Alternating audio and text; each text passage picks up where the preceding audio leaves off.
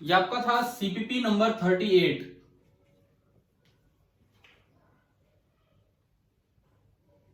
और मैं इसके डिस्कशन से ही ये क्लास स्टार्ट कर रहा हूं बिकॉज इसमें काइनेमेटिक्स के कुछ अच्छे सवाल हैं जो हमें यहां डिस्कस कर लेने चाहिए। देखो मैं एक बार फटाफट बता ही देता हूं, 25 ही तो सवाल है। क्वेश्चन नंबर 1 बताओ, रेशियो ऑफ एंगुलर स्पीड पूछी थी। आपके पास अगर पेपर हो कहीं साइड में, आप खोल सकते हैं किसी दूसरे मोबाइल में या कैसे भी। दो कार है, चाहे कुछ भी मास हो, कुछ भी उनके सर्कल का रेडियाई हो, लेकिन they complete the circle in equal time. ये बोला है कि टाइम पीरियड इक्वल है, T1 is equal to T2। Time period equal है तो इन्होंने पूछा है कि ω1 बाई ω2 क्या होगा। T1 is equal to T2 तो ω1 बाई ω2 क्या होगा। क्या हम सीधा फॉर्मूला जानते हैं, omega is equal to 2 pi T. Yes sir. तो अगर टाइम पीरियड सेम है तो ओमेगा भी अपने आप सेम होंगे, यानी कि ω1 इज इक्वल टू ω2। तो रेशियो आपका आ गया 1। तो आगे से ध्यान रखना, चाहे स्पीड अलग हो, चाहे रेडियस अलग हो, चाहे टाइम पीरियड अगर सेम दे दिया तो ओमेगा सेम होगा। ठीक है ना। तो ω1 बाई ω2 आपका हो गया 1। क्वेश्चन नंबर 1 ये आपका क्लियर हुआ। ठीक है, किसी का भी कोई डाउट बचे इसमें काइनेमेटिक्स वाले पोर्शन में तो बीच में आप बोल देना अगर नहीं क्लियर हुआ हो तो। Question number 2, A particle is moving in a circle of given radius with a fixed speed. एक रेडियस है और उसमें एक फिक्स स्पीड से एक पार्टिकल चले जा रहे हैं, यानी कि इसकी स्पीड कांस्टेंट है। स्पीड कांस्टेंट है और रेडियस कांस्टेंट है। ये दो बातें हमें दी गई हैं। अब ये पूछता है which of the following remains constant during the motion. तो इस पूरे मोशन के दौरान इनमें से कौन सी चीज कांस्टेंट रही होगी। सबसे पहली चीज सेंट्रीपिटल एक्सेलरेशन। देखो सेंट्रीपिटल एक्सेलरेशन मैग्नीट्यूड वाइज तो कांस्टेंट रहेगा क्योंकि उसका फॉर्मूला होता है v²/r, लेकिन डायरेक्शन अभी इधर है, थोड़ी देर बाद इधर है, थोड़ी देर बाद यूं है, थोड़ी देर बाद वर्टिकल होगी। तो क्या डायरेक्शन कांस्टेंट है सेंट्रीपिटल एक्सेलरेशन की? नहीं, तो इसलिए वो वेक्टर कांस्टेंट नहीं है, तो ए गलत। दूसरा टेंजेंशियल एक्सेलरेशन। अगर स्पीड कांस्टेंट है तो हम जानते हैं कि टेंजेंशियल एक्सेलरेशन हुआ करती है dv/dt, और टेंजेंशियल एक्सेलरेशन कितनी हो जाएगी 0। ठीक है 0 है लेकिन कांस्टेंट तो है, नॉन जीरो नहीं है, कोई बात नहीं, 0 है परंतु हमेशा 0 है, तो इस वजह से कांस्टेंट है। तो दूसरा ऑप्शन आपका सही हो गया, see net acceleration. Net acceleration is the vector sum of AC and AT। अब ये चीज तो 0 है, यानी कि net acceleration is equal to AC। क्या AC कांस्टेंट है? क्या AC वेक्टर कांस्टेंट है? नहीं है, तो इसलिए A वेक्टर भी कांस्टेंट नहीं है। तो इसमें आपका ओनली टेंजेंशियल एक्सेलरेशन आएगा, ना कि ऑल ऑफ दीज। शायद आ गया होगा समझ में। ठीक है, देखो dynamics of circular motion start करने से पहले बहुत जरूरी है कि आप ये पेपर अपना पूरा क्लियर कर लें, इसमें कोई डाउट नहीं रहना चाहिए। चलिए अगले सवाल पे चलते हैं। क्वेश्चन नंबर 3, एक पार्टिकल सर्कल में घूम रहा है और उस सर्कल का जो रेडियस है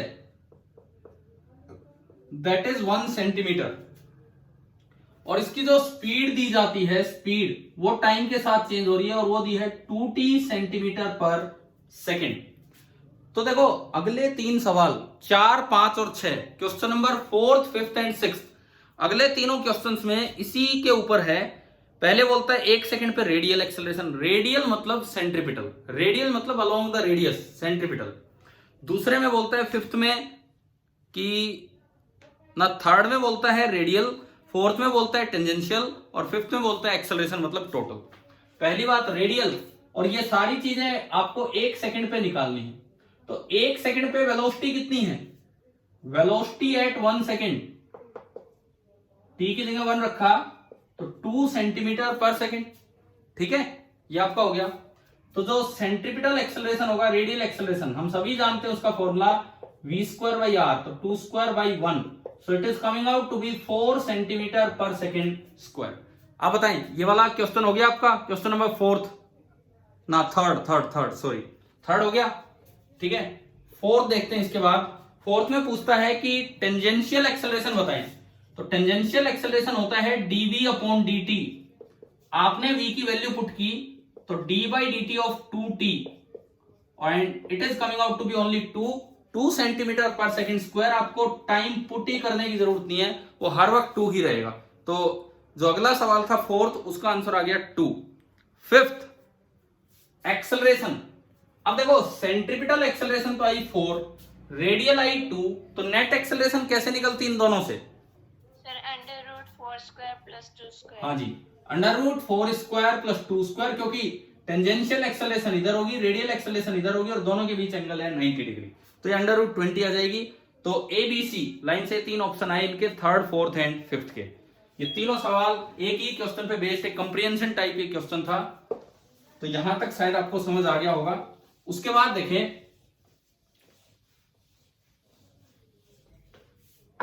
नेक्स्ट है question number 6। 2 particles A and B are rotating in 2 concentric circles of radii R1 and R2 respectively। R1 बड़ा है और R2 छोटा है। ये कह रहा है कि भाई 2 पार्टिकल इस तरह से घूम रहे हैं, ठीक है।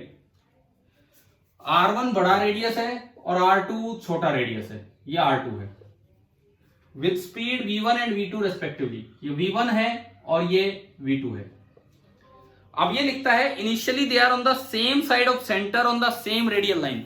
मैंने एक रेडियल लाइन बनाई, ये एक रेडियल लाइन है, और उसके सेंटर के एक ही साइड में दोनों पार्टिकल है, मतलब एक समय पे दोनों पार्टिकल यहां है, ये है। What is the ratio of their speed?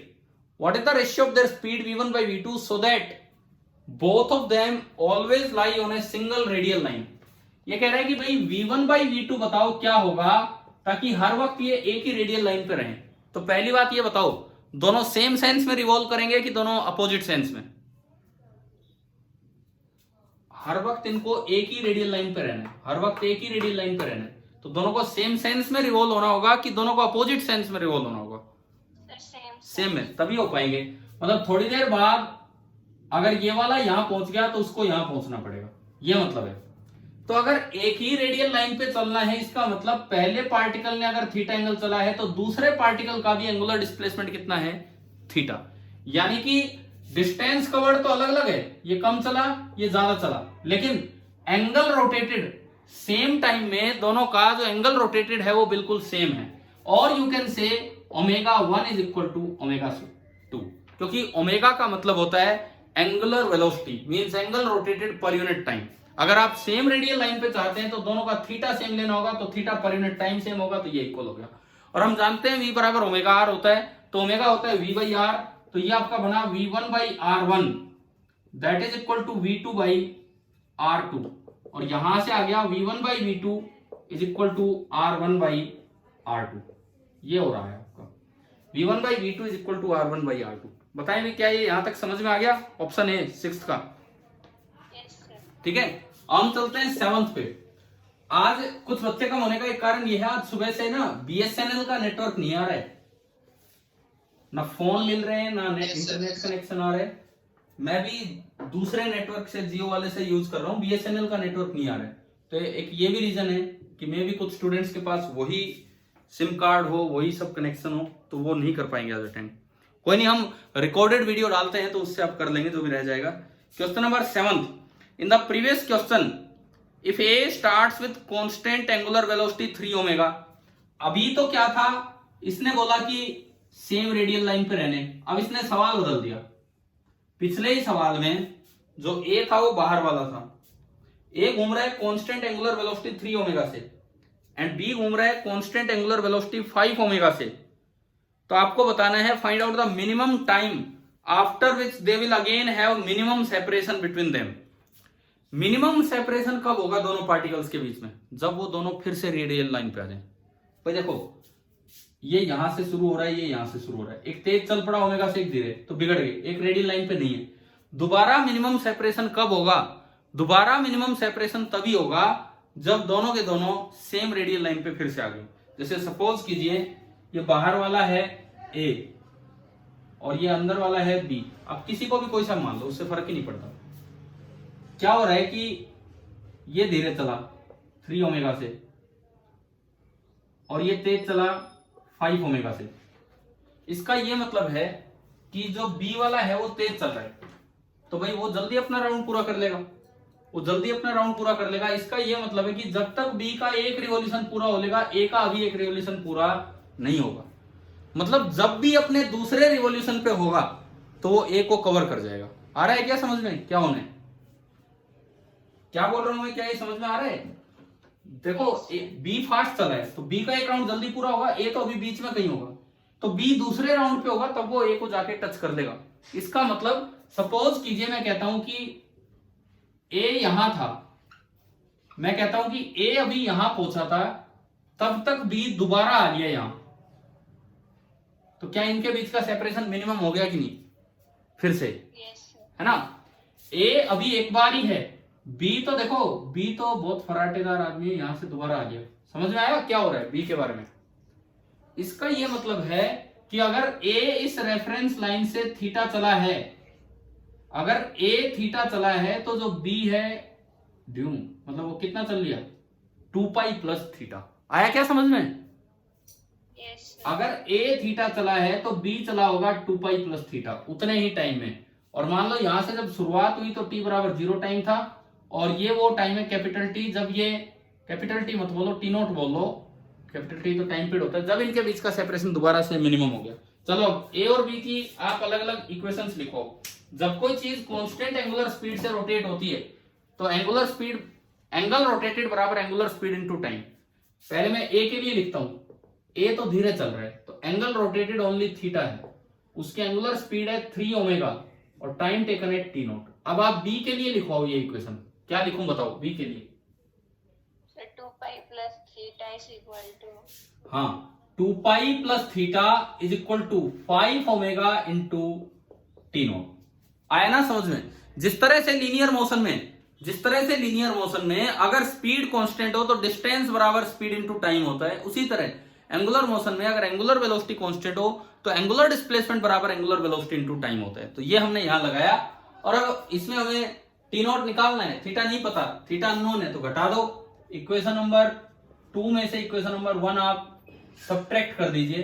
तो जब आप 2 में से 1 सब्ट्रैक्ट करेंगे तो थीटा से थीटा गया और ये बचा इधर 2 पाई इज इक्वल टू उधर बचेगा 2 ओमेगा टी नोट, और जो टी नोट है जब ये दोबारा मिनिमम सेपरेशन पे आएंगे तो टी नोट आपका होगा 2 पाई बाई 2 ओमेगा, और ये आपका ऑप्शन नंबर ए।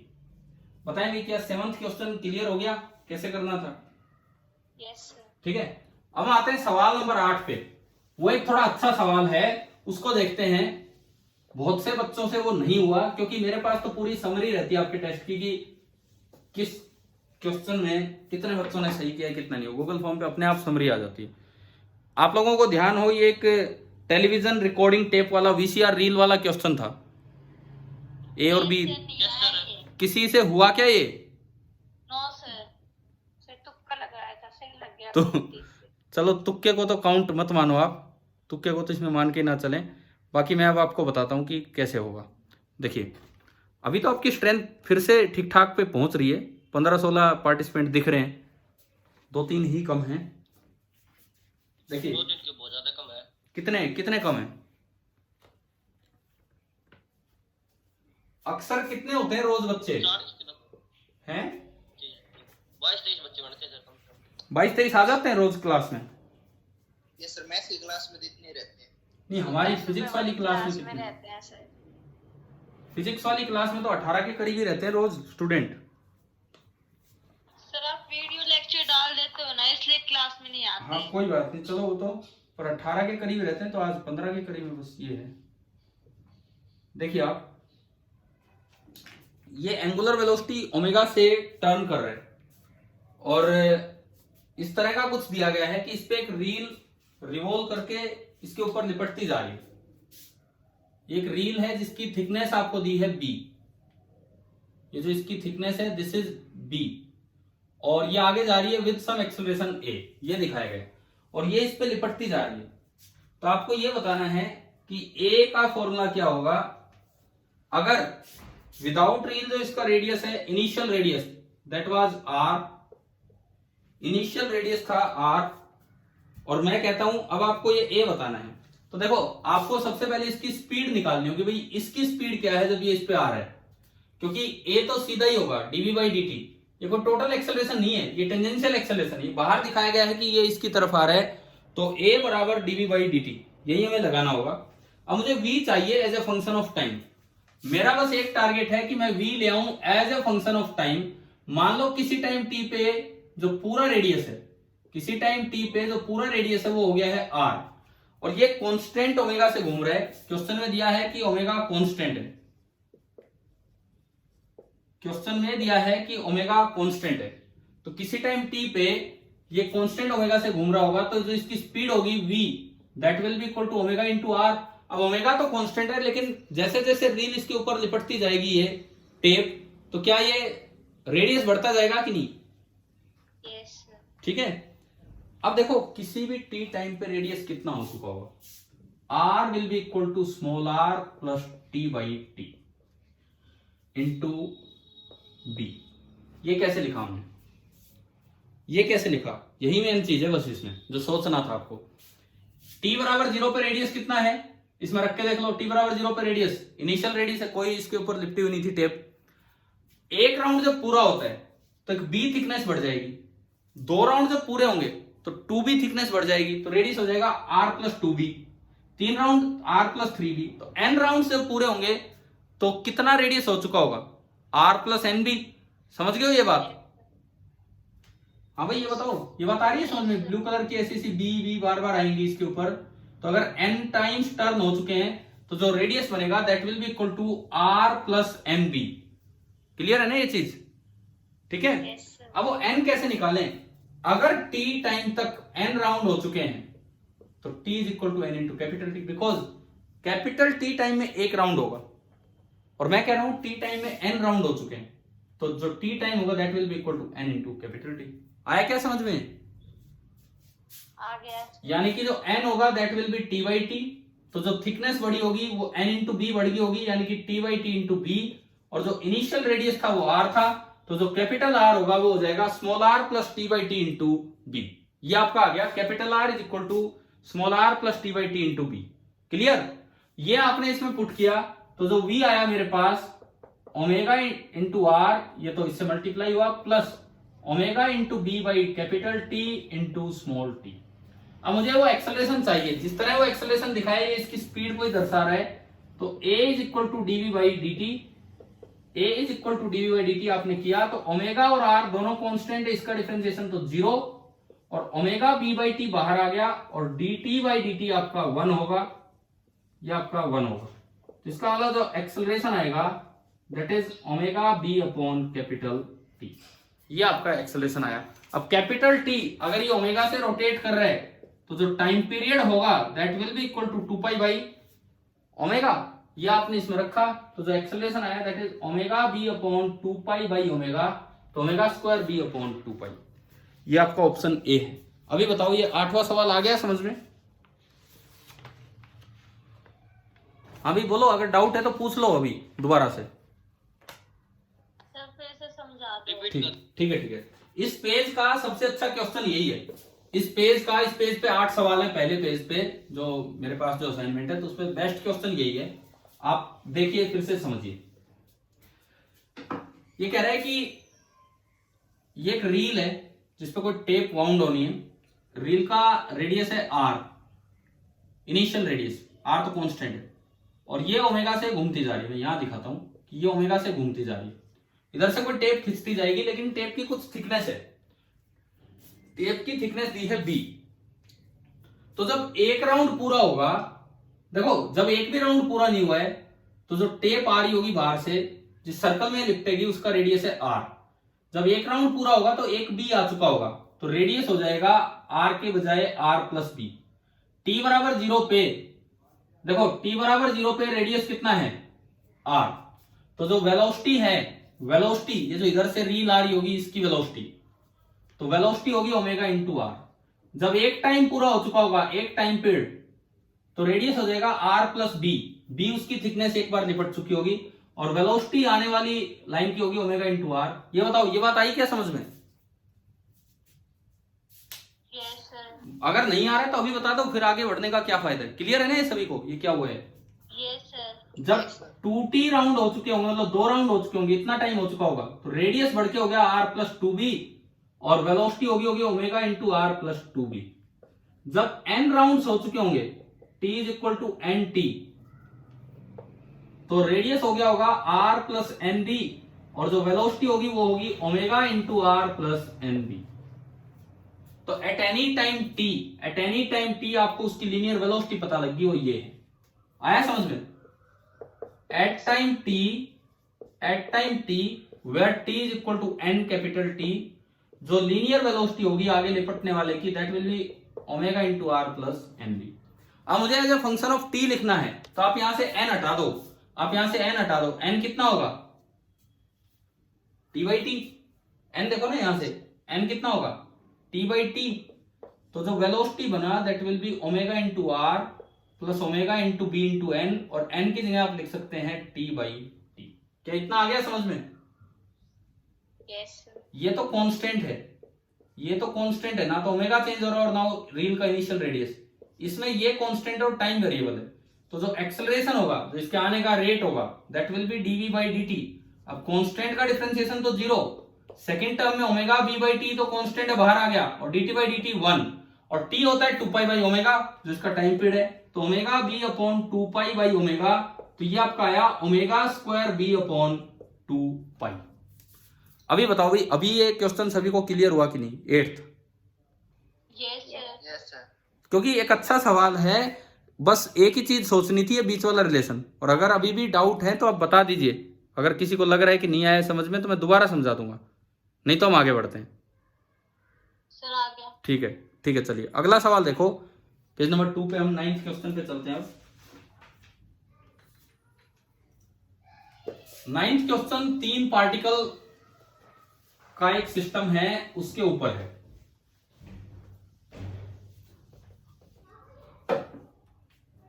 नौवां जो सवाल है उसको हम देखते हैं। देखिए इसमें लिखता है कि एक सर्कल है,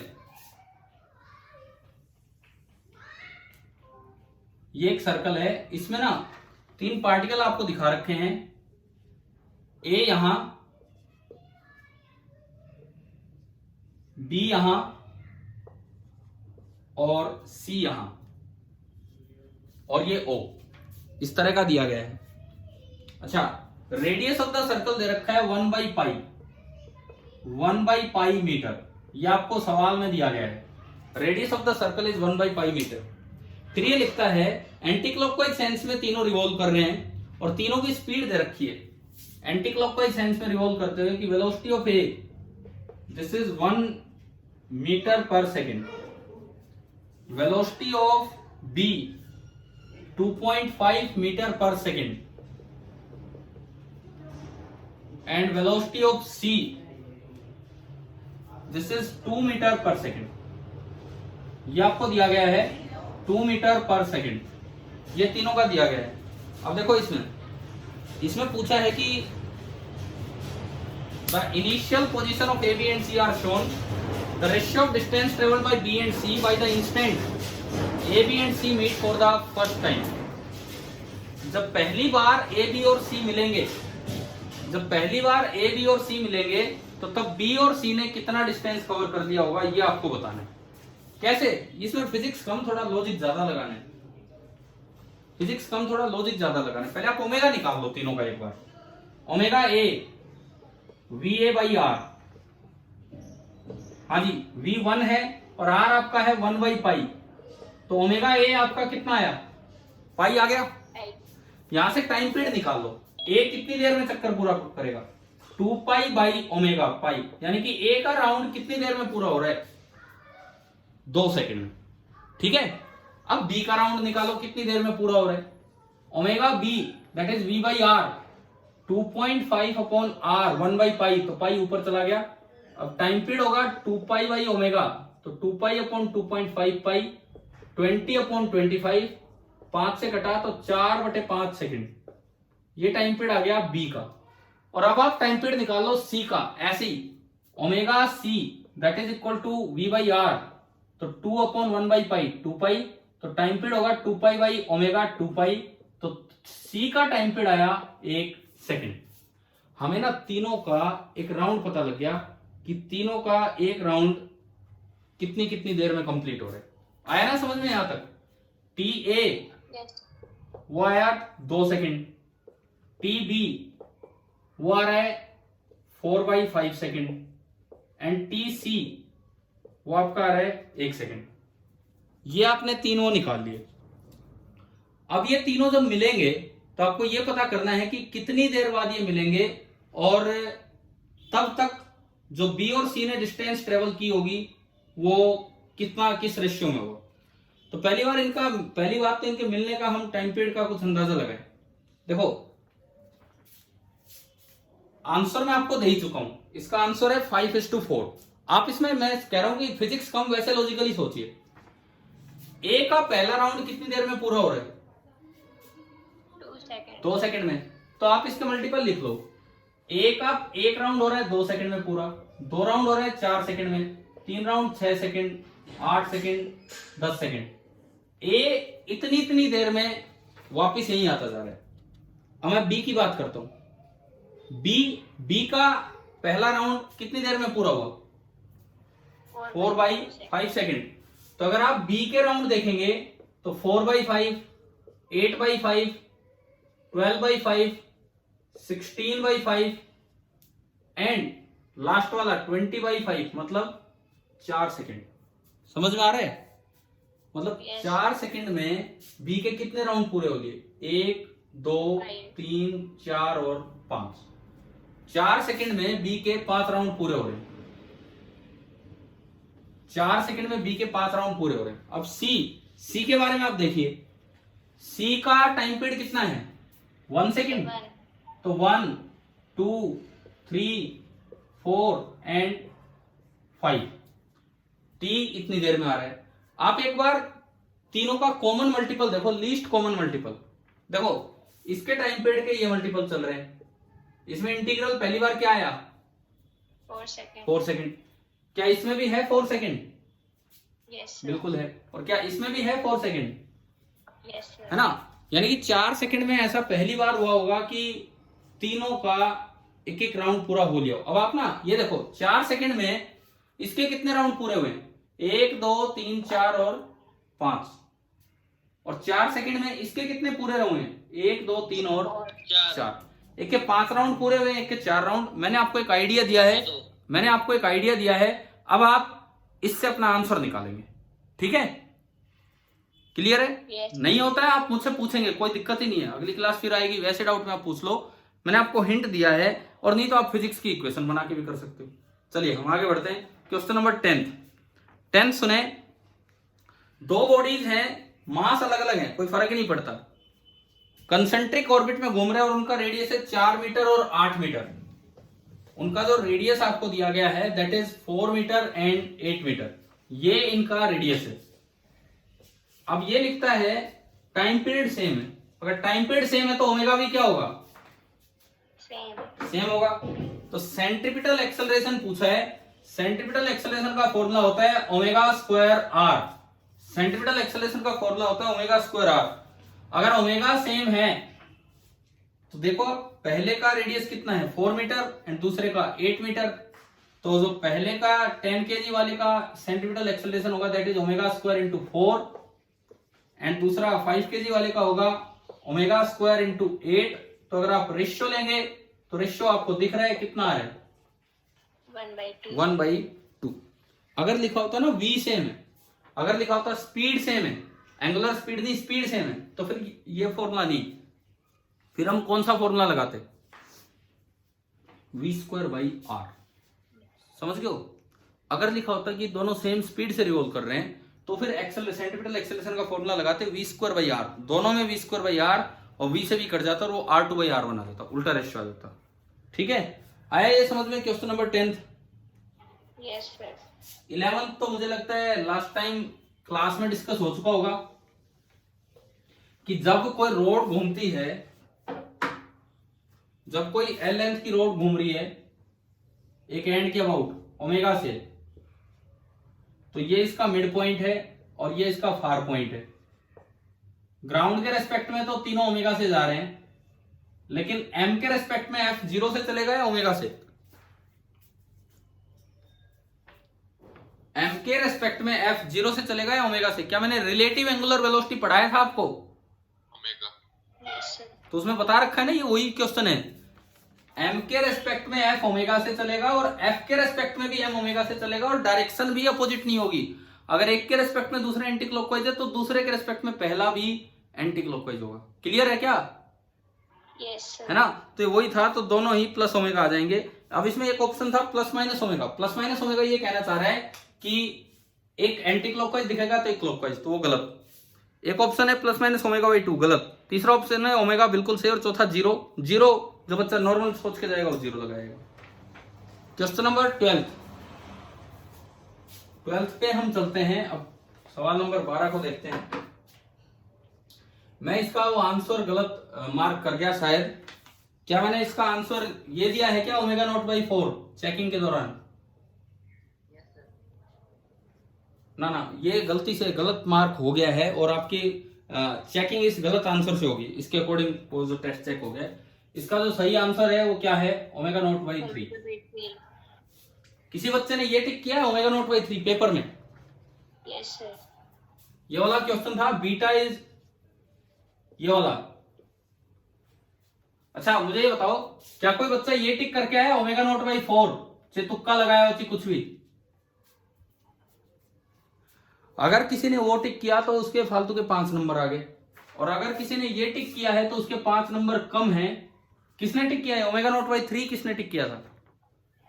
मैंने। पूजा आपने? Yes, sir. तो कितने नंबर थे आपके पेपर में? Sir, 60. तो 5 और बढ़ा लो, 65 हो जाएंगे। तो आपकी फर्स्ट रैंक ही अकेले की होगी अब तो। चलिए देखते हैं अभी सवाल। A solid body rotates with deceleration about a stationary axis with angular deceleration है बीटा, अल्फा की बजाय बीटा लिखा है इन्होंने, proportional to under root omega, where omega is the angular velocity. Find the mean angular velocity of the body averaged over the whole time of rotation. अगर initial angular velocity omega naught थी, whole time मतलब जब तक वो रुकेगा, क्योंकि retardation है, तो आपको ये निकालना। देखो आपको एवरेज ओमेगा चाहिए 0 से और रुकने तक, तो उसका तरीका होगा इंटीग्रल ओमेगा dt।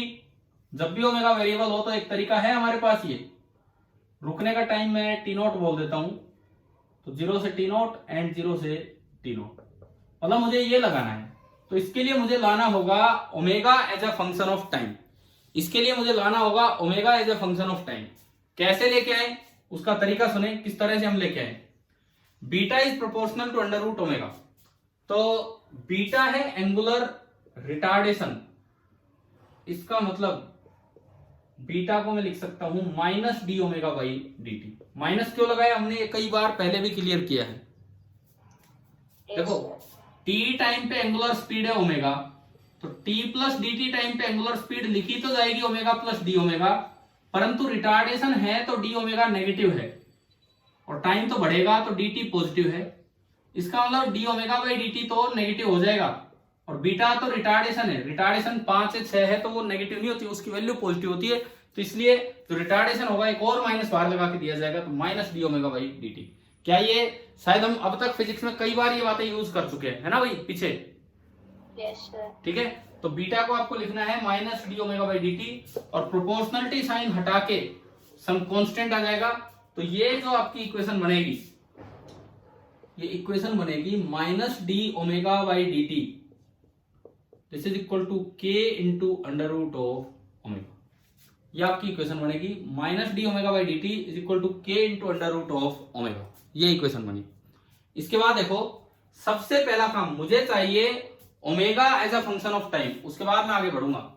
तो अब भाई ओमेगा वाली टर्म एक साइड कर लो, तो 1 by under root omega D omega, minus उधर भेज दो, माइनस के डी टी। तो ये बना ओमेगा की power minus half D omega is equal to minus के इंटू डी टी। इंटीग्रेटिंग दोनों साइड आपने इंटीग्रेशन किया, तो इधर तो बनेगा इंटीग्रल ओमेगा की power minus half D omega, और उधर के कांस्टेंट है बाहर आया, और इंटीग्रल डी टी। मुझे चाहिए omega as a function of time, ताकि मैं ये एवरेज वाली चीज यूज कर सकूं। है ना भाई? क्या रहे समझ में, क्या कर क्या रहे हम, कैसे कर रहे हैं? यस ठीक है, तो उसके लिए मैंने लिमिट लगाई। t बराबर 0 पे इनिशियल एंगुलर स्पीड क्वेश्चन में दी है ओमेगा नॉट, और किसी भी t टाइम पे आप ओमेगा मान लो, क्योंकि मुझे omega as a function of time चाहिए। किसी भी t टाइम पे मैंने वो स्पीड मान ली ओमेगा। आपने इंटीग्रेशन किया तो ओमेगा की पावर -12 + 1, -12 + 1 कितना होगा? +12। तो ये +12 हो गया, डिवाइडेड बाई +12 करोगे तो 2 ऊपर चला जाएगा, और लिमिट ओमेगा नॉट से ओमेगा माइनस के और dt का इंटीग्रेशन t 0 से t। जब इसको आगे बढ़ाया तो रूट ओमेगा है, तो पहले upper limit root omega minus lower limit root omega not minus के into upper limit minus lower limit. तो ये 2 उधर गया, तो अंडर रूट ओमेगा आपका आ गया, 2 उधर ले जाओ, minus K T by 2 and फिर प्लस रूट ओमेगा नॉट। पहले बताओ omega is a function of time लिखना आया? Yes sir. अगर मैं इसको थोड़ा सा आगे बढ़ाऊं तो जो ओमेगा आया that is root omega not minus K T by 2 का square, under root omega not minus K T by 2 का स्क्वायर। ये आपका आ गया ओमेगा। अब देखो, एक तो मुझे टाइम चाहिए कि वो कब रुका होगा, कब तक रुका होगा, तो एक बार उसकी स्पीड 0 कब होगी, क्योंकि omega is a function of time तो आ गया, मैं कर दूंगा पुट, लेकिन पहले यहां से ये और निकाल लो कि टी नॉट कब है। सर मिटाना मत ना। अरे नहीं मिटा रहा। कौन हो? मुझे आपकी आवाज नहीं लग रही है, कौन बोल रहे हो? आवाज बताना एक बार, नाम तो बताओ। मिटा नहीं रहा मैं। अरे बच्चे अपना नाम तो, कौन बोल रहे हो? सर मैं साहिल लहरा बोल रहा हूँ। ठीक वो है, लिखा नहीं था सर, एक बार कोई बात नहीं। रोज नहीं आते हो क्या क्लास में? आते हैं सर। पता नहीं, आपकी आवाज आज ही सुनने को मिल रही है हमें तो। At t equal to T naught omega 0, कोई टी नॉट टाइम में निकालू, तो अगर आप ओमेगा को 0 करोगे तो अंडर रूट ओमेगा नॉट बराबर आया k into t not by 2, तभी तो 0 होगा। जब ये दोनों बराबर होंगे तभी तो ओमेगा 0 होगा। तो यहां से मेरे पास टी नॉट टाइम आ गया कि कब ये रुका होगा, और टी नॉट टाइम आया 2 under root omega not by K. पहले तो आप ये बताएं कि यहां तक समझ में आ गए रुकने का टाइम? ठीक है, अब देखो, अब मेरे पास दोनों चीजें तैयार हैं। हाँ जी भाई, साहिल नारा इधर का कर दूं क्या साफ, इधर वाला?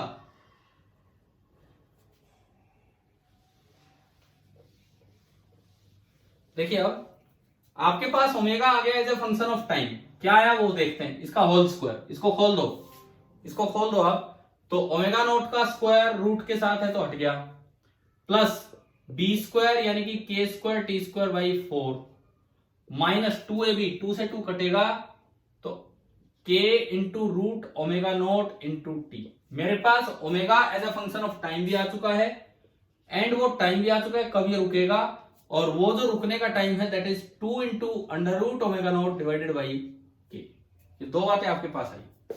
अब जिससे हम शुरुआत करने वाले थे, एवरेज ओमेगा कैसे निकालना है उस पर हम चले, तो हमने उसके अंदर ये वैल्यू रखी average omega, integral omega dt। तो ओमेगा में 3 टर्म है, ये और ये, तो इंटीग्रल ओमेगा dt, तो फर्स्ट टर्म बनेगी omega nought dt, plus second term बनेगी k square by 4 into t square d T, minus third term बनेगी k into under root omega note into t d t, limit 0 से t note,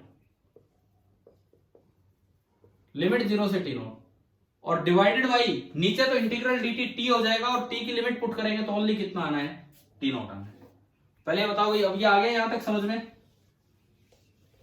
yes sir. ठीक है, अब इस integration को solve करवा दो। फर्स्ट टर्म ओमेगा नोट बाहर आएगा, ओमेगा नोट बाहर आएगा और इंटीग्रल डी टी टी हो जाएगा, जब उसमें लिमिट पुट करोगे तो t not minus 0 t not बचेगा, तो फर्स्ट टर्म बचेगी omega note into T not. आ रहा है ना समझ में? पहली टर्म क्या बची? अगले में आ पाओ, अगले में के स्क्वायर बाई 4 तो कांस्टेंट है, बाहर आया, टी स्क्वायर का इंटीग्रेशन क्या होगा? टी क्यूब अपॉन 3, तो अपॉन 3 गया तो 12 हो गया, और टी क्यूब पे जब लिमिट पुट करोगे T not cube minus 0 cube, तो वो बचेगा टी नॉट क्यूब। आया समझ में? ठीक है, माइनस के और अंडर रूट ओमेगा नॉट तो बाहर आ गया, टी डी टी का इंटीग्रेशन कितना होगा, T square T by square by 2, तो अपॉन 2, और टी स्क्वायर में जब लिमिट पुट करोगे तो t not square minus 0 square यानी कि टी नॉट स्क्वायर।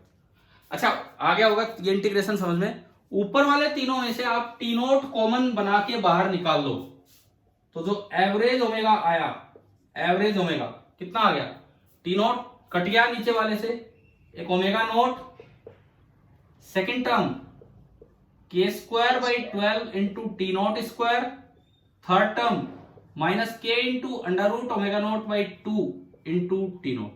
आप बताइए कि यहां तक समझ में आ गया एवरेज ओमेगा। Yes sir. और लास्ट स्टेप टी नॉट की वैल्यू पुट कर दीजिए, टी नॉट आपका है 2 अंडर रूट ओमेगा बाई के, तो ये आपका आया omega nought plus k square by 12 into t not square, तो टी नॉट स्क्वायर होगा 4 omega not by k square minus k under root omega not by 2 into t nought, और t nought है 2 under root omega not by k, 2 से 2 गया, के से के गया, के स्क्वायर से के स्क्वायर गया, और 4 से 3, तो ये देखो ये क्या बचा, फर्स्ट टर्म तो ओमेगा नॉट है, second term 4/3 omega naught by 3 है, एंड थर्ड टर्म है माइनस ओमेगा नॉट, तो ये कैंसिल हो गया और आंसर आ गया ओमेगा नॉट बाई 3। अभी बताओ क्लियर हुआ कैसे निकालना था। Yes sir. ठीक है, देखो आप लोग आईआईटी जेईई की तैयारी कर रहे हैं तो आपके लिए ये कॉमन से क्वेश्चंस होने चाहिए, इनसे घबराना नहीं है। इस तरह के सवालों से आपको एवरेज ओमेगा चाहिए तो आपकी एक चीज दिमाग में आनी चाहिए कि हमें omega as a function of time मिले कहीं से, और फिर मैं इंटीग्रेशन करके लेके आऊं। अच्छा कब तक निकालना है, तो जो omega as a function of time मिला उसी से देखो कि ओमेगा 0 कब हुआ, और वो टाइम देख के फिर उस टाइम तक इंटीग्रेट किया। ठीक है, एक अच्छा सवाल था ये वाला सवाल भी। चले हम आगे बढ़े, क्वेश्चन नंबर 13 देखिए। वैसे आज से अब बड़ा रेगुलर सा काम हो गया, अभी तक क्या था, किसी की क्लास 1 घंटे की आ रही थी, किसी की 1.5 घंटे की, कोई 2 घंटे पे भी जा रही थी, और हम तो वो 1 घंटे वाली कैटेगरी में थे। लेकिन अब सभी को 1.5 घंटे का टाइम दे दिया गया। आप ये टाइम बदलवाने का बहुत ज्यादा प्रयास ना करें, क्योंकि किसी को तो मिलेगा ये टाइम, फिर कोई टीचर नहीं लेगा फिर तो टाइम इस तरीके से। टाइम तो सही है। सही है, अब शाम को तो अब दिन में पढ़ लो जो पढ़ना है, शाम को इस समय कुछ नहीं करना होता, उस समय आप ये पढ़ लिया करो, इसके बाद खेल लिया करो जो भी खेलना हो। सवाल नंबर कौन से पे आ गए हम, 13 देखिए। A particle is moving with a constant speed of 10 metre per second in a circle of radius 5 metre. ये है 5 मीटर के रेडियस के सर्कल में 10 मीटर पर सेकेंड की स्पीड से जा रहा है। Magnitude of average velocity in 1 second if the position vector of the particle with respect to center turn by 60 degree in 1 second। ये कह रहा है ये कोई पोजीशन वेक्टर है इनिशियल, t बराबर 0 पे यहां से स्टार्ट हुआ, ये कहता है 1 सेकंड में ना ये पार्टिकल यहां पहुंच गया कि जो इसका पोजीशन वेक्टर है r फाइनल हो गया, और ये कितने डिग्री से टर्न कर गया according to the question 60 degree. इस दौरान इसकी स्पीड कांस्टेंट है, इस दौरान इसकी स्पीड कांस्टेंट है, that is 10 metre per second. लेकिन इन्होंने मुझसे पूछा है एवरेज वेलोसिटी। अगर एवरेज स्पीड पूछी होती तो, अगर एवरेज स्पीड पूछी होती तो यही आंसर आ जाता 10 मीटर पर सेकेंड, क्योंकि जो कांस्टेंट चीज है वो तो एवरेज वैल्यू खुद ही हो जाएगी उसकी, है ना। अब इन्होंने पूछा है एवरेज वेलोसिटी, तो भाई आप लोग बताओ एवरेज वेलोसिटी का क्या फॉर्मूला है, बेसिक फॉर्मूला एवरेज वेलोसिटी निकालने का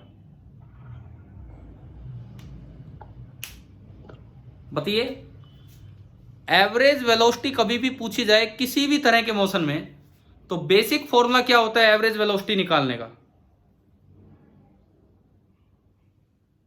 कोई तो बच्चा बोले। Total displacement upon total time. क्या हमने नहीं पढ़ा कभी ये फॉर्मूला? तो total displacement, this is the displacement s, और अपॉन टाइम टेकन, तो जो एवरेज वेलोसिटी होगी that will be equal to s by delta T.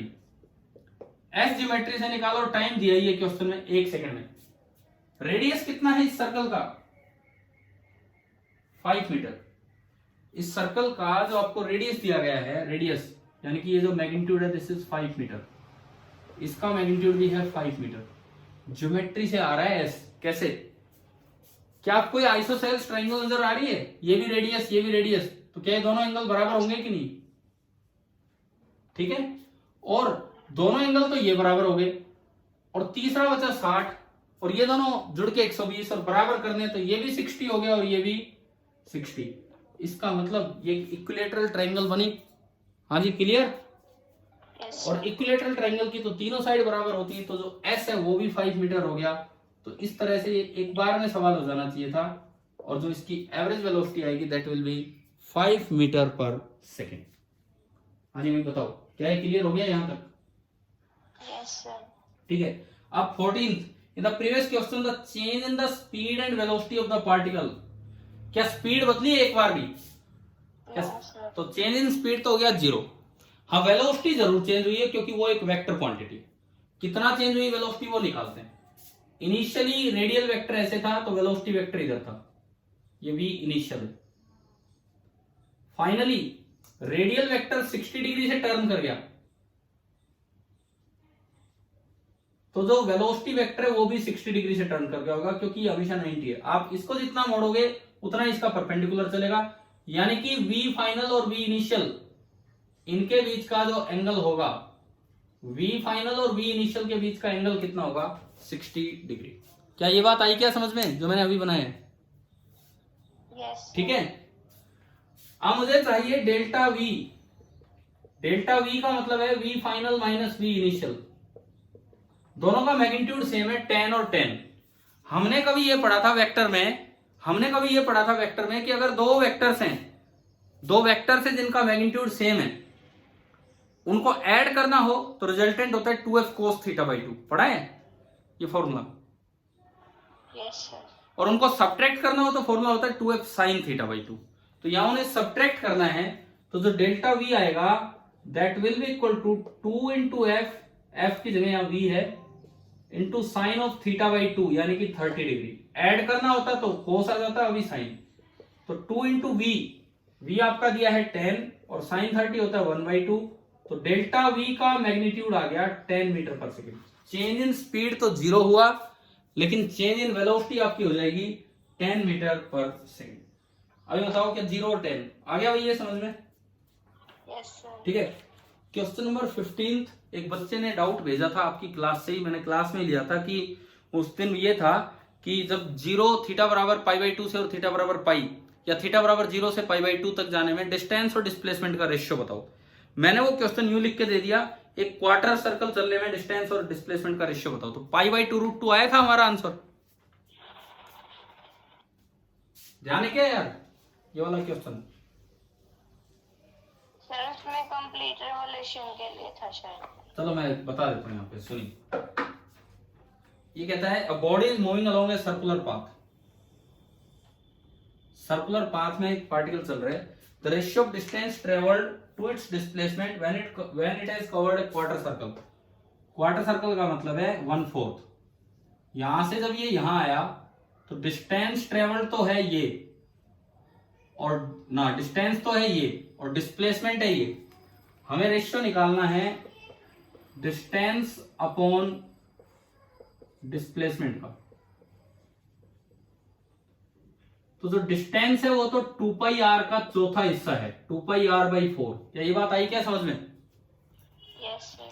और जो डिस्प्लेसमेंट है वो पाइथागोरस से √r² + r² से बनेगा r√2। r से r गया तो ये बना 2π/4√2, और 2 से 2 गया तो ये आपका आ गया π/2√2। अभी बताओ क्या ये क्लियर हुआ कि नहीं? Yes, sir. ठीक है, तो ये हमारा हो गया क्वेश्चन नंबर 15। 16th देखो, सवाल नंबर 16, ये 15 था।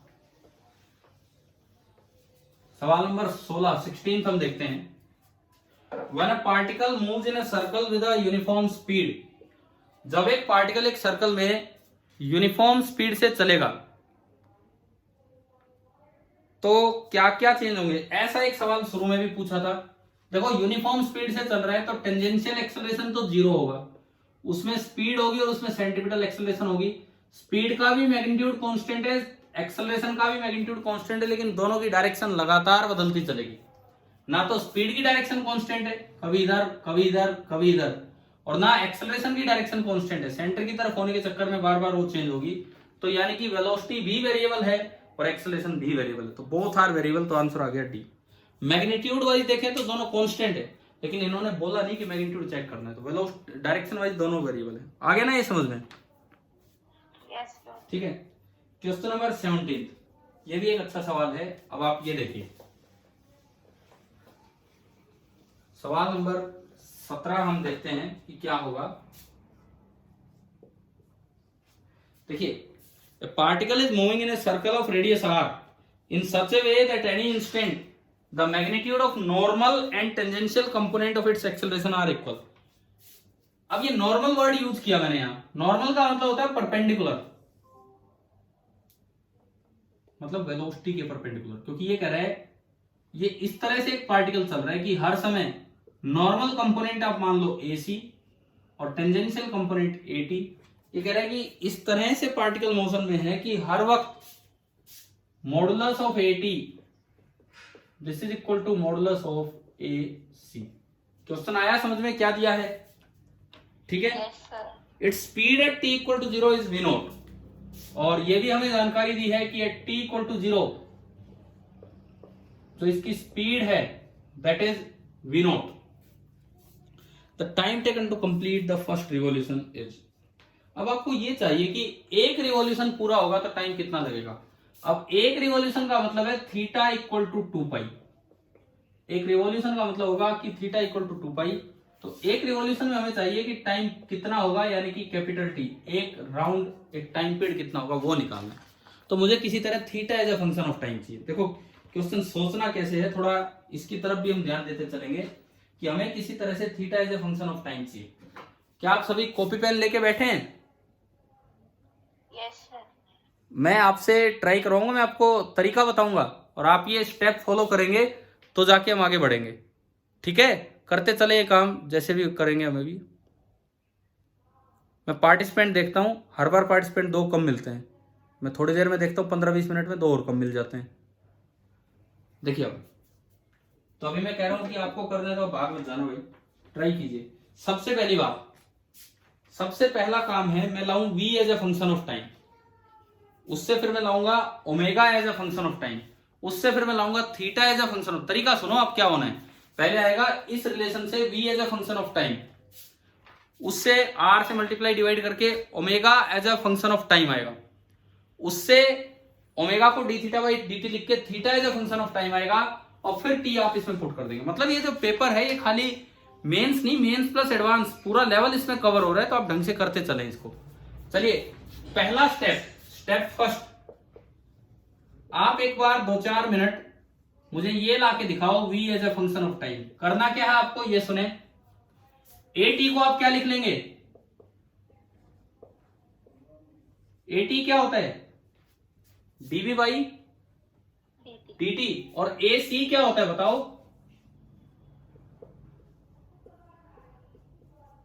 AC क्या होता है? v square by r।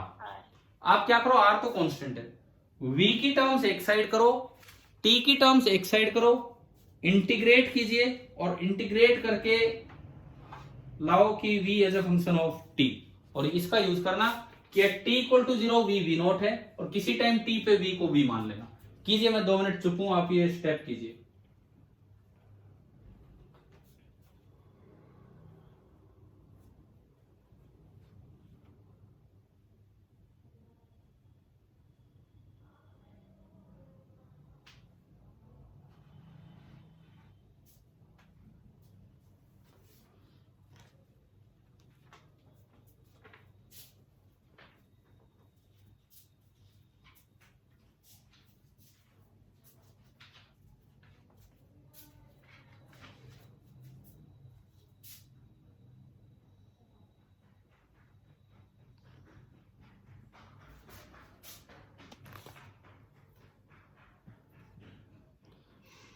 आप लोगों ने वीडियो ऑन नहीं कर रखे हैं?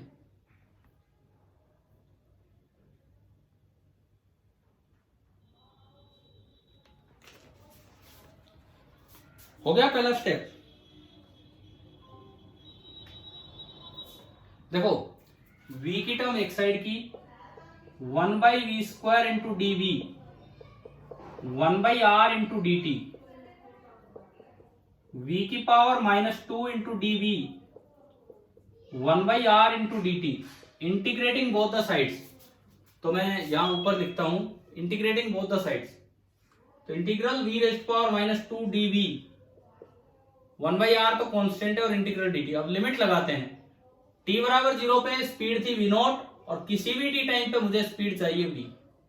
बताओ जी v की पावर -2 का इंटीग्रेशन क्या होगा?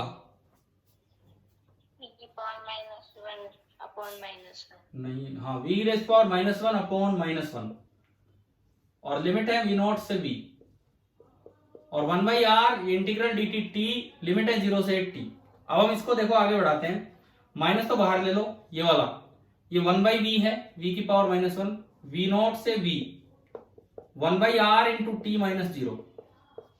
अगर आप यहां पे पुट करें तो माइनस बाहर पड़ा रहने दो, 1/v minus 1/v0 is equal to t/r। मुझे यहां से चाहिए v as a function of time, तो यहां से एक बार बता दो v as a function of time क्या है।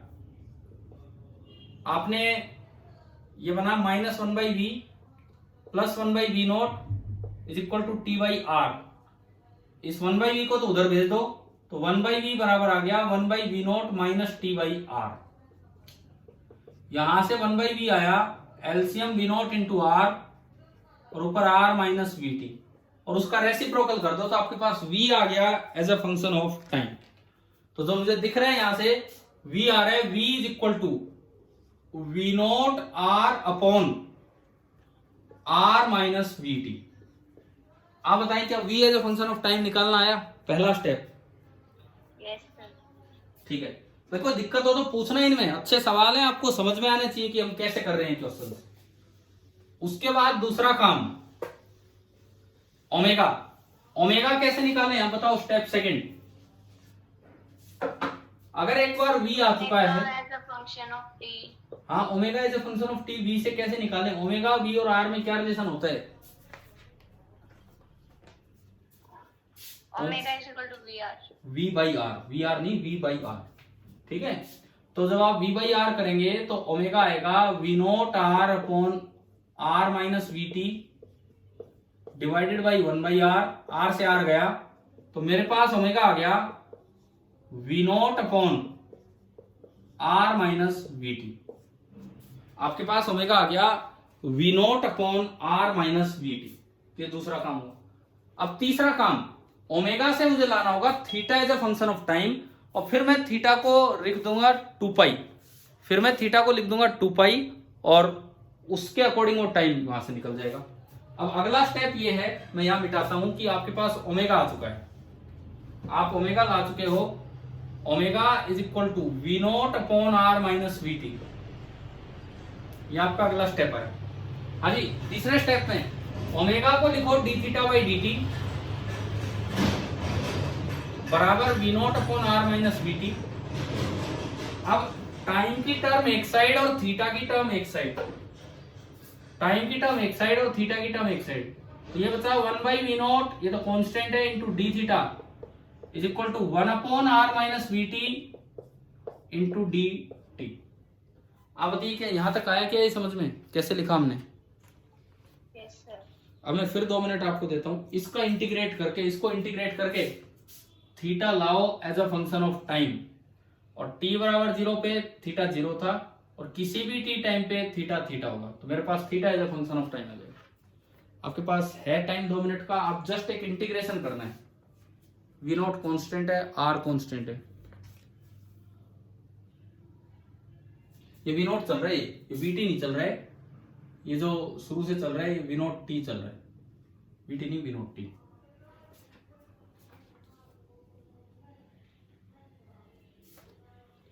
कीजिए भाई, इंटीग्रेशन कीजिए।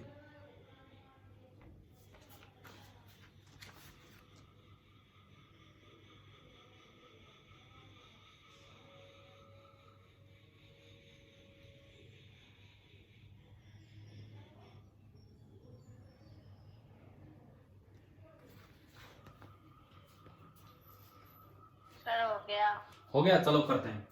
1/v0 बाहर आया, constant, integral D theta theta, limit 0 से थीटा। 1/t का होता है ln t, यानी कि log to the base e। तो ये बनेगा log to the base e r minus v0 t, लेकिन जो v0 के t के साथ जो एक्स्ट्रा फैक्टर मल्टीप्लाई होता है उससे डिवाइड करना होता है, और लिमिट 0 से t। बताओ ये याद आ गया इंटीग्रेशन कैसे हुआ है ये वाला? हाँ जी, सही किया था क्या आप लोगों ने ये वाला इंटीग्रेशन? सर ये log तो याद ही नहीं रहता। भाई 1/t का log t होता है, 1/x का log x होता है। और उसमें ये भी बताया था a प्लस बी एक्स आ जाए नीचे तो भी ln a plus b x होगा और डिवाइड बाई b होगा। हमने ये आपको बताया था, integration of 1/a plus b x d x is ln of a plus b x divided by b, जो x का कोफिशिएंट है। तो ln of this complete divided by t का कोफिशिएंट, t का कोफिशिएंट माइनस v0। अभी तो आया होगा समझ में क्या हुआ है? ठीक है, अब देखो v0 से v0 कैंसिल, माइनस बचा हुआ है। इधर तो लिमिट पुट की थीटा माइनस 0 बराबर माइनस बार बचा हुआ उधर। पहले अपर लिमिट तो t की जगह t, ये बना ln of r minus v0 t minus lower limit ln of r, ये आपका है। तो यह बना theta is equal to minus log a minus log b क्या होता है? log of a upon b to the base e। आया क्या यहां तक समझ में ये वाला स्टेप? ठीक है, और इसको पावर में लिखोगे एक्सपोनेंशियल फॉर्म में तो बनेगा r minus v nought t upon r, that is equal to e raise to power theta, e raise to power theta. और साथ में एक माइनस है, वो इधर रखो तो इधर रखो, ये माइनस हमने यहां लगा दिया। आ गया होगा समझ में? ठीक है, अलग अलग डिवाइड कर लो इसको, r बाई आर, मैं इसको मिटाता हूं इधर से। अलग अलग आप डिवाइड कर लो, r by r 1 minus v nought by r into t is equal to minus of e raised power theta. इसको उधर भेज दो और इसको इधर घटा लाओ, तो ये हो गया 1 प्लस, ना इसमें हमने एक माइनस को ढंग से एडजस्ट नहीं किया, रुको। ये आपका ये चला, यहां एक माइनस है नीचे, इस माइनस को इधर उठा लाओ थीटा वाली साइड। ये जो माइनस है इसको थीटा की साइड उठा लाओ यूं, ये जो माइनस है ये ऐसे यहां हटाओ। अब ये बनेगा, अगर मैं यहां से बनाऊं तो e raised power minus theta, ये माइनस पावर में जाना यहां से, तो ये बनेगा e raised power minus theta. तो यहां से आया this is e raised power minus theta. अब देखिए e raised power minus theta को इधर ले आओ, 1 minus e raised power minus theta is equal to v nought by r into t, और यहां से जो टी आया r by v nought into 1 minus e raised power minus theta. मेरे पास t आ गया as a function of theta. अब बताओ किस समय चाहिए आपको टाइम? एक राउंड पूरा होगा तो थीटा कितना हो जाएगा? तो थीटा 2 पाई रख के t कैपिटल T आ जाएगा, तो आंसर आएगा r by v nought into 1 minus e raised power minus 2 pi, और यही आपका ऑप्शन नंबर सी था। तो ये आपका हो गया 17th क्वेश्चन। आया होगा ना समझ में कैसे किया? ठीक है, 18th हम पेपर डिस्कशन में टाइम इसलिए लगा रहे हैं क्योंकि उतना ही जरूरी है ये काम भी, इसमें अच्छे अच्छे सवाल निकल के आ रहे हैं।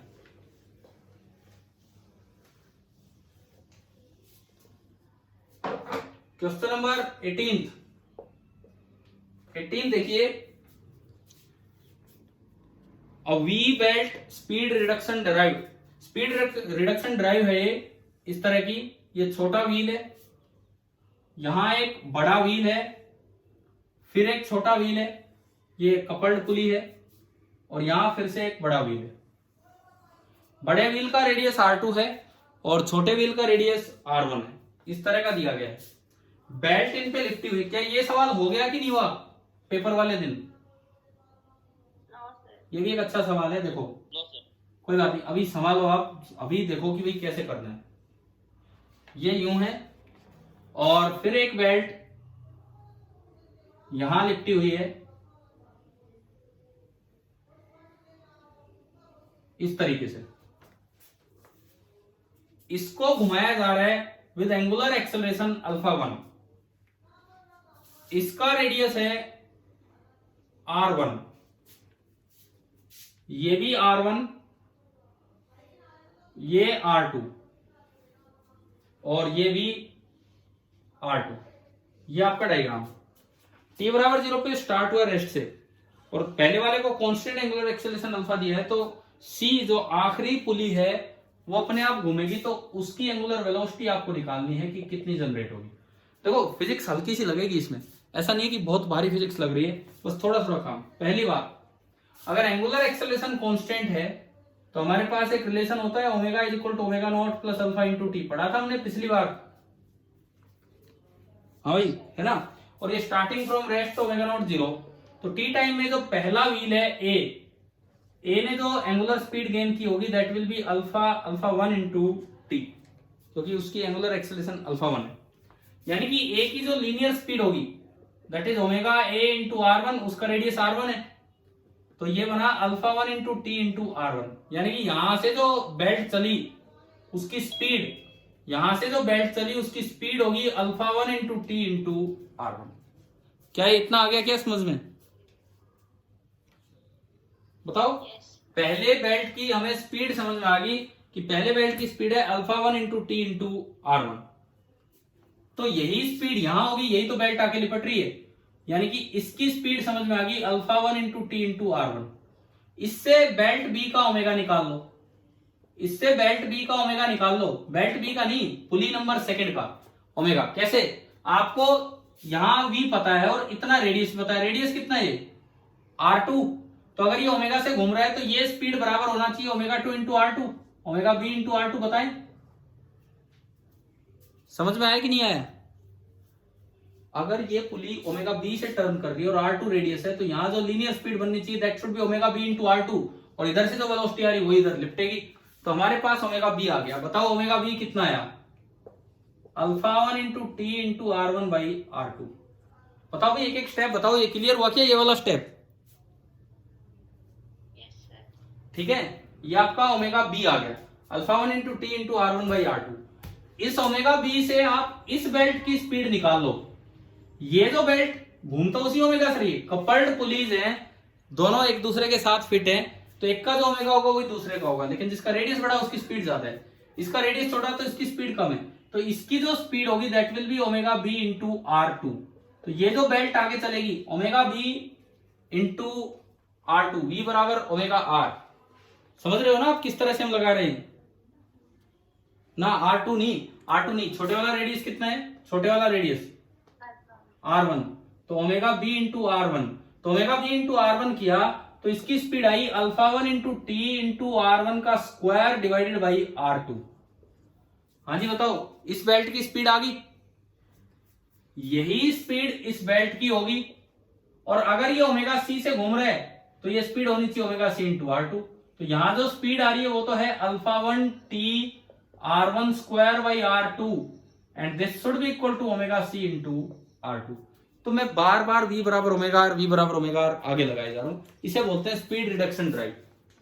इसकी जो स्पीड होगी वही इसकी स्पीड होगी, उससे इसका ओमेगा निकल आया। इसकी जो स्पीड है उससे इसकी स्पीड आई, उससे इसका ओमेगा आ गया। जो बाहर वाले का ओमेगा वही अंदर वाले का ओमेगा है। रेडियस से अंदर वाले की स्पीड आई, जो इसकी स्पीड है वही इसकी स्पीड है, और उससे उसका ओमेगा आ गया, और उस ओमेगा और रेडियस को हमने रिलेट कर दिया। तो बताओ यहां से ओमेगा सी कितना आ रहा है? r2 को अगर मैं नीचे ले आऊं तो ओमेगा सी कितना है? Alpha 1 into T into r1 square upon r2 square. क्या ये इतना समझ में आ गया कि नहीं? ठीक है, तो ये हमारा हो गया क्वेश्चन नंबर 18। ये भी एक अच्छा क्वेश्चन है, आसान है, बड़े भारी कॉन्सेप्ट्स में नहीं गया, लेकिन एक अच्छा सवाल है। 19वां और 20वां सवाल डायरेक्ट फॉर्मूला बेस्ड थे कि नहीं बताओ? मैंने आपको टेंजेंशियल एक्सेलरेशन और सेंट्रीपिटल एक्सेलरेशन के दो फॉर्मूले दिए थे, क्रॉस प्रोडक्ट डॉट प्रोडक्ट की टर्म्स में। हमने ये पढ़ा था कि a c modulus of a cross v upon v, a t a dot v upon v, पढ़ा था भी ये दोनों फॉर्मूले। Yes sir. तो क्वेश्चन नंबर 19 में आपसे पूछा कि the product of magnitude of centripetal acceleration and magnitude of velocity, तो इन दोनों का प्रोडक्ट क्या होगा? Modulus of a cross v. ये ऑप्शन नंबर बी था। 20वें सवाल में आपसे पूछा the product of magnitude of tangential acceleration and magnitude of velocity क्या आ रहा है, ए डॉट वी। ये आपका पहला ऑप्शन था। तो बताओ 20, 19 और 20 क्या है, दोनों सवाल समझ में आ गए? Yes sir. आखिरी 5 सवालों पे हम आते हैं जो इंटीजर बेस्ड टाइप थे लेकिन एमसीक्यू बना के दिए गए। देखते हैं 21वां सवाल। भाई ये पूरा सीपीपी एक अच्छा टेस्ट है, क्या समझ में आ गया पूरा पूरा? Yes sir. ठीक है, बीच बीच में अगर मैंने 1-2 सवाल आपको जस्ट हिंट बता के छोड़े तो आप वो पूरा करेंगे अगर कहीं इस तरह का हुआ है तो। 21वां देखें, a point moves along a circle having a radius 20 centimetre with a constant tangential acceleration 5 dv by dt constant है और वो आपको दिया है 5 centimetre per second square. Question number 21 हम कर रहे हैं। How much time in second is needed, अच्छा रेडियस दिया है 20 सेंटीमीटर। ये कहता है कि टाइम बताना है आपको सेकंड में, कितना टाइम लगेगा जब मोशन स्टार्ट होगा उसके बाद, for the normal acceleration of the point to be equal to tangential acceleration. तो एक बात तो समझ में आ गई होगी, नॉर्मल एक्सेलरेशन मतलब होती है सेंट्रीपिटल एक्सेलरेशन। आपको सेंट्रीपिटल एक्सेलरेशन किसके बराबर करनी है, टेंजेंशियल, और टेंजेंशियल दे रखी है 5। मतलब मुझे यह पता लगाना है कि सेंट्रीपिटल एक्सेलरेशन 5 कब हो जाएगी। और सेंट्रीपिटल एक्सेलरेशन का फॉर्मूला तो हम जानते हैं v²/r, और r आपको दे रखा है 20। तो मतलब मुझे यह पता लगाना है कि v² 20 × 5 100 कब हो जाएगा, यानी कि v 10 सेंटीमीटर पर सेकेंड कितनी देर में होगा, बस ये पता लगाना है। तो सवाल में पहले सोचना था कि भाई करना क्या है, कहां तक जाना है हमें। तो इसमें यह पता लगाना था कि वेलोसिटी 10 सेंटीमीटर पर सेकेंड कब होगी, ये हमें देखना था। तो इसमें दिया तो है कि कांस्टेंट एक्सेलरेशन है, टेंजेंशियल एक्सेलरेशन 5 है, तो आपको भाई ये पता लगाना है। देखो अगर टेंजेंशियल एक्सेलरेशन कांस्टेंट होता है और आपको स्पीड 10 निकालनी कितनी देर में है और 0 से वो स्टार्ट हुआ है, तो यहां से देखो dv = 5 dt, integrating both the sides, integral dv = 5 × integral dt, limit 0 से t वो मुझे निकालना है और इधर लिमिट 0 से v, तो इंटीग्रल dv v होगा और जब लिमिट पुट करेंगे v - 0 v आ जाना है, 5 × ये t आ जाना है। तो मेरे पास एक रिलेशन आ गया v = 5t। अब मुझे पता लगाना है भाई v कितना चाहिए मुझे, 10 कितनी देर में होगा, v की जगह 10 रख दो, तो यहां से टाइम आ गया कितनी देर में होगा, 2 सेकेंड। सेंटीमीटर को मीटर में कन्वर्ट करने की जरूरत नहीं, वो हर जगह कटता चलेगा। आया समझ में? मतलब इस सवाल में पहले आपको बहुत भारी इक्वेशन की बजाय ये सोचना था कि वेलोसिटी कितनी बनानी हो, उसके बाद फिर आप स्टार्ट करते। सवाल number 22, in the previous question. अब इसमें प्रीवियस क्वेश्चन का कोई ऐसा लॉजिक है नहीं, ठीक है, यहां लिख दिया इन द प्रीवियस क्वेश्चन, ये इसलिए लिख दिया कि कई बार हम पिछले में यूं ही घूमते रहते हैं, उसका कुछ यूज होना नहीं होता है। If a and b start from the same point on the same circular path, पिछली बार एक पार्टिकल था, इस बार कह रहे हैं 2 पार्टिकल ले लो, मतलब सर्कुलर पाथ ही लेना है, 2 पार्टिकल ले लो, और रेडियस पिछली बार कुछ भी था, इस बार आप रेडियस ले लो 1 मीटर। ए एंड बी दोनों यहां से स्टार्ट हुए with constant speed of 2 metre per second and 3 metre per second. एक 2 की स्पीड से चला, एक 3 की स्पीड से। तो पहले तो आप ओमेगा ही निकाल दो दोनों का। Omega A v/r 2/1, 2 radian per second, 1 है radius. Omega B v/r 3/1, so it is 3 radian per second. आपके पास ओमेगा ए आ गया, आपके पास ओमेगा बी आ गया। Find out the value of N. अब आपको n की वैल्यू लगानी है। The minimum time after which they meet again is n pi. तो वही सवाल है जो स्टार्टिंग में आए थे। कौन तेज चल रहे हैं, ए या बी? बताओ, बी। तो बी जितनी देर में एक राउंड पूरा कर लेगा, ए का भी राउंड पूरा नहीं हुआ होगा। तो ए अभी अपने पहले राउंड पे होगा, यानी कि ए तो घूमा होगा थीटा, जब तक बी कितना घूम चुका होगा। किया था स्टार्टिंग में ऐसा सवाल? Yes sir. तो वही सेम इक्वेशन, ओमेगा कांस्टेंट है तो सेम इक्वेशन। ए के लिए इक्वेशन बनाओगे तो थीटा बराबर ओमेगा इंटू टी। बी के लिए इक्वेशन बनाओगे तो 2 पाई प्लस थीटा बराबर omega into T. T time बाद वो मिले हैं, तो इन्हें निकालना है कि वो कितनी देर बाद वो मिले हैं। वो टाइम आपको दिया है n पाई, वो टी निकालो पहले, तो यहाँ से सब्ट्रैक्ट किया, इसमें से वो घटाया, तो 2 पाई बराबर 3t माइनस 2t, टी आ गया, 2 पाई बराबर टी आ गया, और टी दिया है n पाई। कंपेयर करोगे तो n कितना आ रहा है? 2। कंपेयर करने पे ये जो n आया, it is coming out to be 2। तो ये आपका हो गया सवाल नंबर 22। उसके बाद क्वेश्चन नंबर 23, ये देखते हैं हम। ये करवाया था क्लास में, टाइम पीरियड ऑफ मीटिंग करवाया भी नहीं था, तो उसी दिन मैंने क्लास खत्म होने के जस्ट बाद आपको पेपर पे सोल्व करके ये दे दिया था। पिछले लेक्चर के साथ भी ये लिंक किया था, ध्यान होगा ना ये कि मीटिंग टाइम पीरियड मैंने उसमें दोनों का निकाला था, आर एंड मिनट एंड का भी, and minute and second and का भी, वो दोनों इसी तरह से 2 पाई प्लस थीटा करके निकाल रखे हैं। तो 12/11 घंटे आ जाएगा। क्वेश्चन नंबर 24, 24वां सवाल आप देखिए। इस तरह का ये डायग्राम दिया है और ये बोलता है कि किसी वक्त एक्सेलरेशन इधर है और उसने रेडियल लाइन के साथ एंगल बना रखा है 30 डिग्री। किसी वक्त एक्सेलरेशन इधर है और उसने रेडियल लाइन के साथ एंगल बना रखा है 30 degree. Radius of the circle, acceleration है 15 मीटर पर second square, radius of the circle है 2.5 मीटर। तो स्पीड निकालनी है भाई, इसका कंपोनेंट कर लो इधर, सेंटर की तरफ कंपोनेंट 15 cos 30 हो जाएगा, और वही तो सेंट्रीपिटल एक्सेलरेशन है। Centripetal acceleration is 15 cos 30। cos 30 आपका होगा √3/2, और AC को आप लिख सकते हैं v²/r।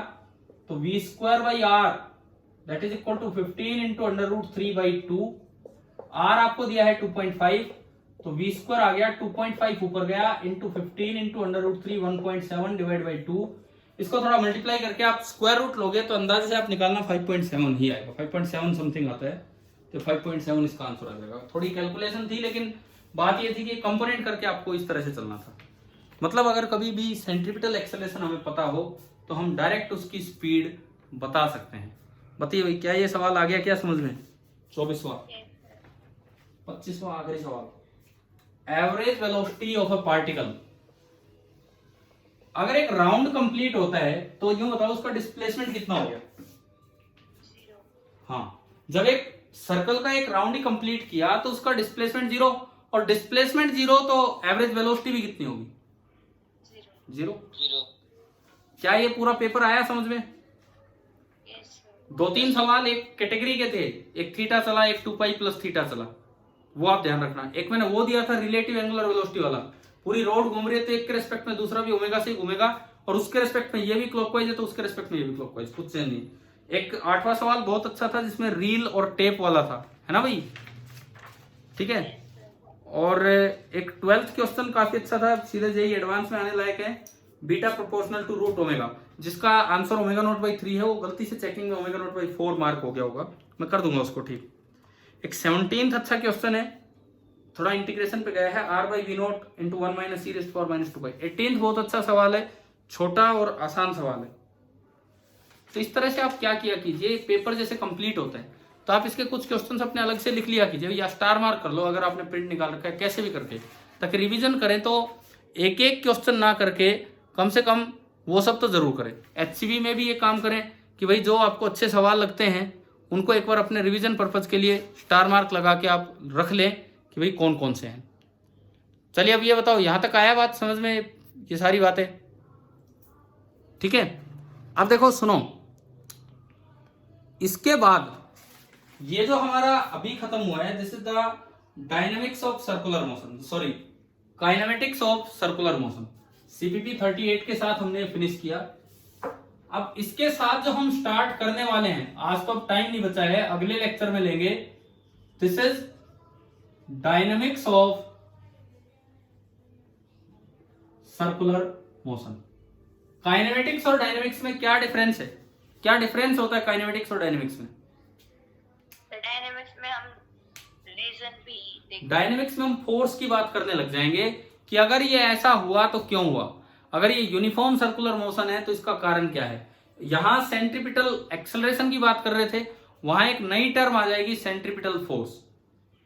यहां टेंजेंशियल एक्सेलरेशन की बात कर रहे थे, वहां एक नई टर्म आ जाएगी टेंजेंशियल फोर्स। अब जब फोर्स की बात करते हैं, न्यूटन लॉ की बात करेंगे, तो फ्रेम की बात होगी। फ्रेम इनर्शियल भी हो सकता है और फ्रेम नॉन इनर्शियल भी हो सकता है, ठीक है ना। फ्रेम इनर्शियल भी हो सकता है और फ्रेम नॉन इनर्शियल भी। अगर नॉन इनर्शियल फ्रेम होता है तो हमें एक एक्स्ट्रा फोर्स लगा के चलना पड़ेगा सिस्टम पे। क्या नाम देते थे उसको, जो होता नहीं है, बस एज्यूम करना है। कौन सा? Pseudo force. उस स्यूडो फोर्स का नाम यहाँ होता है सेंट्रीफ्यूगल फोर्स। उस स्यूडो फोर्स का नाम यहाँ सर्कुलर मोशन में हम दिखाएंगे आपको। अब एक अच्छा पार्ट स्टार्ट हो रहा है, डायनेमिक्स ऑफ सर्कुलर मोशन। उसका नाम होगा सेंट्रीफ्यूगल फोर्स। और एक और भी स्यूडो फोर्स होता है, कोरियोलिस फोर्स, लेकिन वो हमें नहीं पढ़ना, उतना डिटेल में नहीं जाना है सर्कुलर मोशन में। तो यानी कि अगले कुछ दिन अभी सर्कुलर मोशन की डायनेमिक्स चलेगी, फिर हम वर्क पावर एनर्जी स्टार्ट करेंगे और उसमें सर्कुलर फिर इंक्लूड होगा, and that will B vertical circular motion. Work power energy के अंदर आएगा वर्टिकल सर्कुलर मोशन। तो चलिए थोड़ा सा मैं इंट्रोडक्शन देता हूं डायनेमिक्स ऑफ सर्कुलर मोशन का। आप केवल इतनी सी बात बता दो कि अगर मैं कहीं यूज करूं सेंट्रीपिटल फोर्स,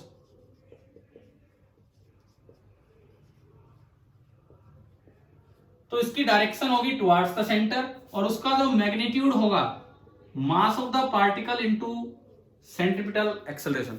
सेंट्रीपिटल एक्सेलरेशन के क्या क्या फॉर्मूले थे? एक था ओमेगा इंटू वी, एक था ओमेगा स्क्वायर आर, और एक था वी स्क्वायर बाई आर। आ गया ना ध्यान? मतलब पूरा काइनेमेटिक्स यूज होना है, बस एक फोर्स वाला सिस्टम ऐड हो जाएगा, तो ये मास से मल्टीप्लाई होगा। दूसरा जो हम फोर्स लेके चलेंगे, कल ही शुरुआत करेंगे इन चीजों की, that will be tangential force. उसका फॉर्मूला बनेगा F tangential, that is equal to mass into tangential acceleration. Mass into tangential acceleration. अब टेंजेंशियल एक्सेलरेशन का एक फॉर्मूला होता है अल्फा इंटू आर, पढ़ा है ये? Yes sir. और टेंजेंशियल एक्सेलरेशन का एक फॉर्मूला होता है m इंटू, ये तो मास तो वैसे है, dy dt of mode v। पढ़ा ना जो हम dv by dt लिख रहे थे। अच्छा ये बताओ, एक मैं ये लिखता हूं dv by dt का मोड सर्कुलर मोशन में, और एक मैं ये लिखता हूं dy by dt of mode v। Question में आ जाए कि find this and find this, दोनों में क्या डिफरेंस है या सेम है? मान लो आपने कैलकुलेट कर दिया, AC निकल के आ गया 3 metre per second square, AT निकल के आ गया 4 मीटर पर सेकेंड स्क्वायर। आपने कैलकुलेट कर दिया। अब ये दो सवाल आ जाए तो इनके आंसर बताओ क्या होंगे?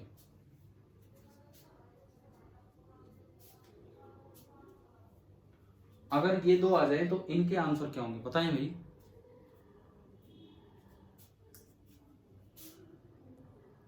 ऐसे नहीं, देखो ये तो काइनेमेटिक्स की बात पूछी मैंने, छोटी सी बात पूछी काइनेमेटिक्स की, आप बताइए कि क्या आंसर होंगे।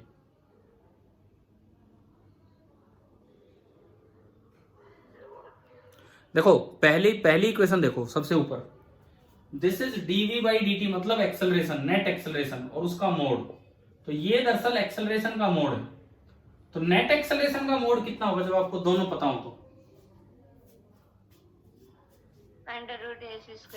हाँ, तो ये 5 आ गया। ये अगर आता है D by D T of mod V, this is the rate of change of speed only, and rate of change of speed is known as कौन सी एक्सेलरेशन? Tangential acceleration. तो इसका आंसर क्या आएगा? 4 मीटर पर सेकेंड स्क्वायर। तो अभी बताओ कि आपको इस तरह से जवाब देने आगे हैं कि अगर यूं क्वेश्चन आ जाए तो इनका क्या आंसर होगा? ठीक है। कल से हम अपनी dynamics of circular motion start कर रहे हैं। आज पूरा पेपर डिस्कशन में गया है 1.5 घंटा।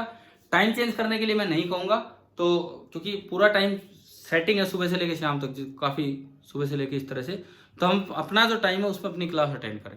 ठीक है भाई, थैंक यू। Yes sir.